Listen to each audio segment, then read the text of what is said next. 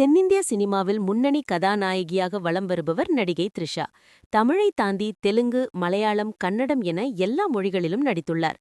கடந்த 2002ஆம் ஆண்டு சூர்யா நடிப்பில் வெளியான மௌனம் பேசியதே படத்தின் மூலம் கதாநாயகியாக தனது பயணத்தை தொடங்கியவர் இப்போதும் கதாநாயகியாக வலம் வருகிறார். அடுத்தடுத்து படங்கள் நடிப்பார் என்று பார்த்தால் அவரை பற்றி நிறைய ஷாக்கிங் தகவல்கள் வந்து கொண்டிருக்கின்றன. நடிகை த்ரிஷா சினிமாவிலிருந்து விலகப் போவதாக தகவல் ஒன்று கடந்த சில நாட்களாக உலா வருகிறது. இந்த நிலையில் இதுகுறித்து தனது இன்ஸ்டாகிராம் ஸ்டோரியில் பதிவு ஒன்றை நடிகை த்ரிஷா வெளியிட்டுள்ளார்.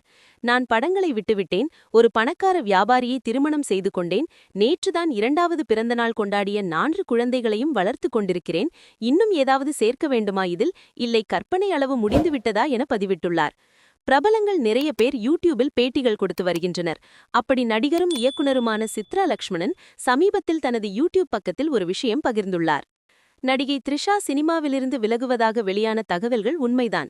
நானும் இது தொடர்பாக சில தயாரிப்பாளர்களிடம் பேசினேன். த்ரிஷா படங்களில் கமிட் ஆவதை முழுவதுமாக கைவிட்டுவிட்டார் என்று கூறியுள்ளார்.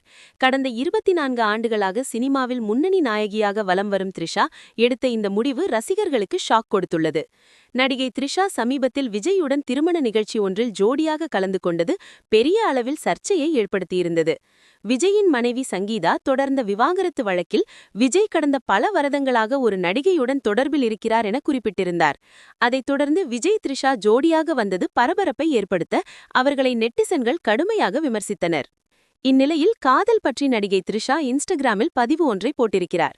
காதல்கான் எல்லாமே என்றில்லை, ஆனால் காதல் இல்லாமல் எதுவுமே அர்த்தமில்லை என த்ரிஷா பதிவிட்டுள்ளார். இதுபோன்ற சினிமா நியூஸ் தெரிந்து கொள்ள எங்கள் சேனலை சப்ஸ்கிரைப் பண்ணிக்கோங்க. இந்த வீடியோவுக்கும் லைக் பண்ணுங்க. உங்க கருத்துக்களை கமெண்ட் செக்ஷன்ல சொல்லுங்க.